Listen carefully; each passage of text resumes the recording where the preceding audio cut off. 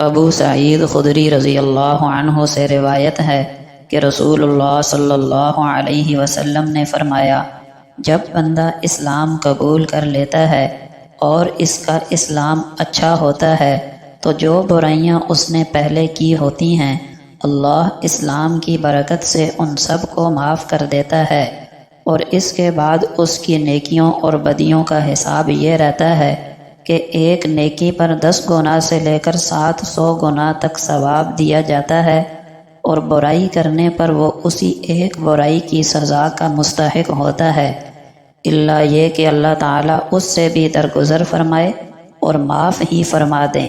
فائدہ: اسلام کا حسن بھی زندگی میں آ جانے کا مطلب یہ ہے کہ اس کا باطن نور اسلام سے منور ہو اور ظاہر اللہ کی اطاعت و فرما برداری سے مزین ہو۔ اس حدیث سے یہ بھی معلوم ہوا کہ ایک نیکی کا ثواب 10 گنا سے لے کر 700 گنا تک دیے جانے کا انعامی قانون بھی انہی بندوں کے لیے ہے جنہوں نے اسلام کا کچھ حسن اپنے اندر پیدا کر لیا ہو، اور اس حسن کی کمی بیشی کے حساب سے ہی نیکیوں کا ثواب 10 گنا سے لے کر 700 گنا تک ملے گا۔ سیدہ عائشہ صدیقہ رضی اللہ عنہا فرماتی ہیں کہ رسول اللہ صلی اللہ علیہ وسلم نے فرمایا، جس شخص نے 12 سنتیں پڑھنے کی پابندی کی اللہ تعالیٰ اس کے لیے جنت میں گھر بنا دے گا۔ وہ 12 سنتیں یہ ہیں: 4 رکعت ظہر سے پہلے اور 2 رکعت ظہر کے بعد، مغرب کے بعد 2 رکعات، عشاء کے بعد 2 اور فجر سے پہلے 2 رکعتیں۔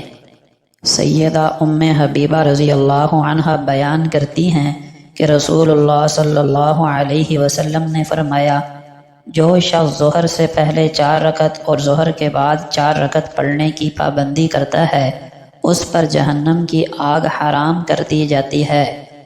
ایک روز آپ صلی اللہ علیہ وسلم نے صدقے کا حکم دیا۔ ایک شخص نے عرض کیا، یا رسول اللہ، میرے پاس 1 دینار ہے۔ آپ نے فرمایا، اس کو اپنی جان پر صدقہ کرو، یعنی اپنے اوپر خرچ کرو۔ پھر کہا، میرے پاس ایک اور بھی ہے۔ فرمایا، اسے اپنی اولاد پر خرچ کرو۔ پھر عرض کیا، میرے پاس ایک اور بھی ہے۔ فرمایا، اسے اپنی بیوی پر خرچ کرو۔ عرض کیا، میرے پاس ایک اور بھی ہے۔ فرمایا، اپنے خادم پر صدقہ کرو۔